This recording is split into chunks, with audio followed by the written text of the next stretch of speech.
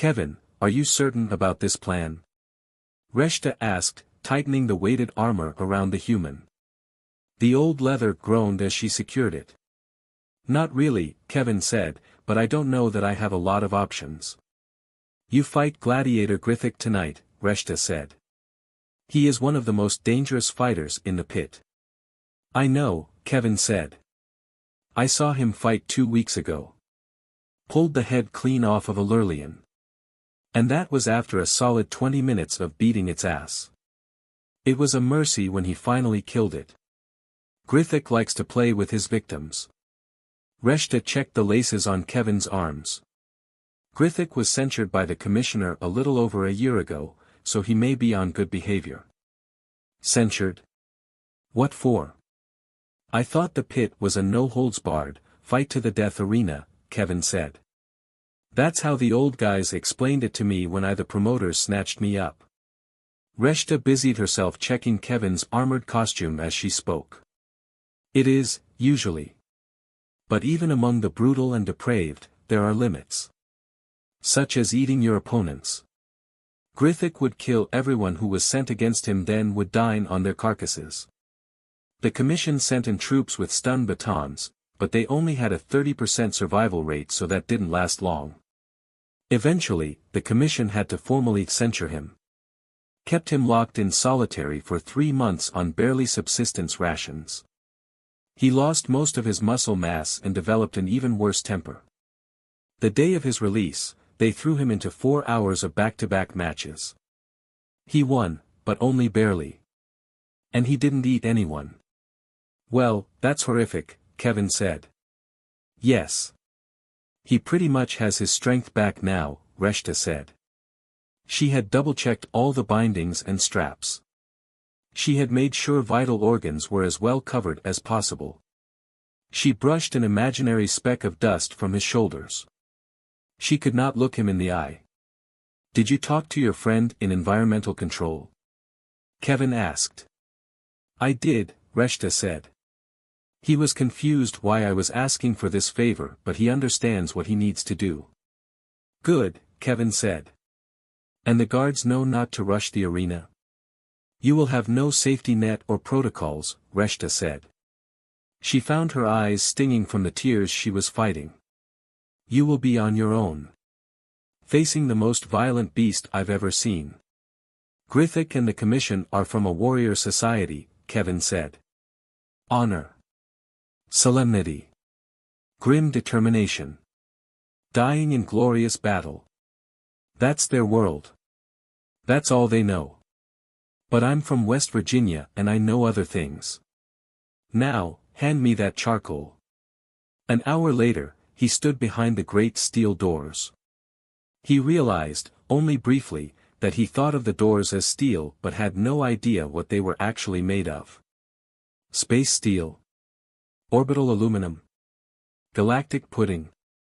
Well, no time for door investigation now. He could hear the dull roar of the crowd on the other side of the doors and was waiting for the signal. He heard the thunder when Grithik entered. One of the reigning champions. The crowd loved him. They would be hungry for Kevin's death. He had stood behind the doors 4 times previous and had been the one to walk back through them each time. This time, he wondered if he would be carried. The darkness of the hall split open as the doors pulled apart. This was his cue. He would bring the rituals of his homeworld to these aliens that had stolen him and forced him to fight to the death. The doors spread apart and Kevin took a deep breath, calling on the spirits of those who would aid him. Savage and flare, rock and stone. Strut, he thought as he took his first step into the massive dirt-floored arena, I need to strut, not just walk. He felt the angry energy of the crowd and fed off it. He turned their boos and hisses into food for his soul.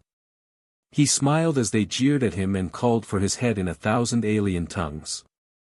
He could only see portions of the arena as a dozen plinths and columns of varying heights and designs dotted the field. Some were smooth and unbroken while others were cracked and deformed. Heights ranged from only a meter or 2 up to several meters. The lights in the arena spun crazily, some stuttering on and off, others pointing in random directions. Reshta's friend in environmental controls had come through. The colors on a few of the beams changed as they moved. Kevin caught a small black rod, the microphone, supposedly, from an unnamed worked near the giant doors. He felt more than heard the doors roll shut. He threw his arms out to his side and basked in the hatred of the audience. "Ho!" Kevin shouted into the microphone. The shrill screech rebounding off the far walls. "I have never seen a more disgusting group of pig in my life. And that's a damn fact." His costume was a riot of clashing and conflicting colors, an assault on the entire electromagnetic spectrum and possibly a minor war crime in the more civilized societies. His face had a long jagged lighting bolt drawn in black, reaching from his hairline to his throat, covering the better part of the left-hand side of his face. He marched into the center of the arena. Grithik stood there, barely contained rage in his eyes, massive muscled legs and arms like pistons threatening to break the skin that held them. Kevin wondered if Grithik was even sapient. "This place smells like the ass end of nowhere, and from the looks of you people, that's exactly where you'd feel most at home." "Eh ha ha ha." Kevin hammed it up. He found this was starting to feel more natural and that he was finding his groove.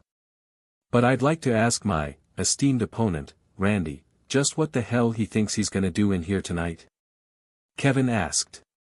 He looked to the monster-out opponent who glared at him with clear and unbridled hate. Grithik said, "I shall dv-. It doesn't matter what you think." Kevin bellowed into the microphone, his voice making their speakers squeal. "I am the most electrifying gladiator in this arena of all time." Grithik began rocking back and forth on the balls of his feet, his claws digging into the soft dirt. Kevin kept an eye on him as he spoke. It wouldn't be long until the beast was loose. They would normally await the commissioner's leave to begin, but Kevin wanted something different. "Holy shit," Kevin said as he spun to take in the audience in the stands. "If this no-account boring lazy jabroni is the best you space have to offer, I'm surprised you haven't given up fighting for something more entertaining and honorable like watching old people die slowly." The boos were shaking dust from the columns. Grithik was near to his breaking point, if Kevin was any judge. One more should do it.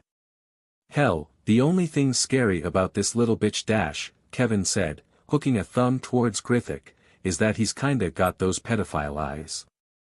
I'm a little worried he thinks I'm in high school and might try to run up my ass."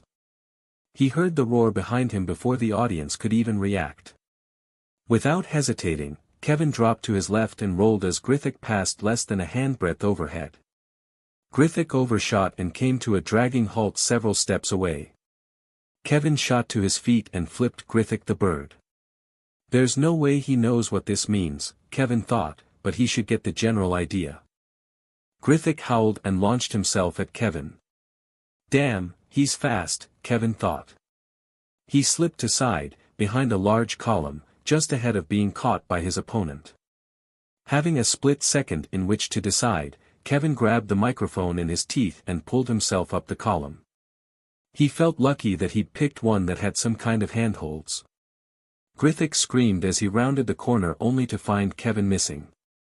He sat back on his haunches and snarled at his prey as it climbed out of reach. Grithik jumped up and made a swipe at Kevin's trailing foot, catching nothing but air. Knowing the layout of the arena better than his own room, Grithik darted to the right and leapt atop a small plinth. Scrambling to keep his footing on the solid and unbroken surface, Grithik watched as Kevin crested the larger column. Kevin could see the hate and shame growing on Grithik's face. Kevin realized, at that moment, that he could not stay up there forever. He would eventually need to come down and face the beast. Grithik looked to his left and right. Seeing a column only slightly higher than his own, Grithik chanced a jump. He launched with all the force his powerful legs could muster and soared through the choked arena air for a long moment. Grithik's chest hit the top of the plinth, the jump had been too long. Kevin watched Grithik claw for purchase. He felt hope for a moment that his opponent would fall to the ground below, but his hopes disintegrated as the monster managed to work the bulk of its body over the edge and on top of the column. There was a period of sorting himself out by Grithik once he was safely atop the plinth. Kevin saw at the same time Grithik did. The first jump, the one Grithik had just negotiated, was the hardest. There was a path of no more than 3 more jumps that would bring Grithik to the top of Kevin's column. Kevin thought of climbing down, but then what? On the ground, Grithik was 10 times faster than Kevin would ever be. Kevin would tire first, most likely, and fall to Grithik's claws. Grithik wasted no time and spared not a moment for hesitation. He jumped from column to column in no time at all. As he prepared for the final leap, Kevin could see a cold hunger overtake the burning hatred. This was worse. This was staring death itself in the face. Kevin noticed that Grithik's claws were a detriment on the columns. They were too slick and solid for the claws to dig in and get purchase. Kevin turned the tables. He charged at Grithik, still on the other column, and flew at him full force. Kevin hit Grithik broadside and they spun for a moment before the column beneath them disappeared and Kevin felt his feet on nothing but air. Grithik had been too stunned to react. Shock of seeing his prey turn on him and charge had taken away his faculties. As he felt his feet swing free, his body reacted without thinking, twisting and turning in midair. Kevin felt bones and muscles and sinew beneath Grithik's skin as they fell. But he also felt a small squishy spot. He imagined it was a solar plexus but realized he had no idea if that concept even applied to a beast such as Grithik. In the twisting and spinning through the air as they fell, Kevin found himself on top as the ground rushed up to meet them. He dug his elbow into the imagined solar plexus and forced all his body weight onto it. Several hours later, Kevin awoke with Reshta standing over him, mopping his brow with a cool damp cloth. Many parts of his body screamed in agony and he dared not move. What happened? Kevin managed to get out. You won, Reshta said. How?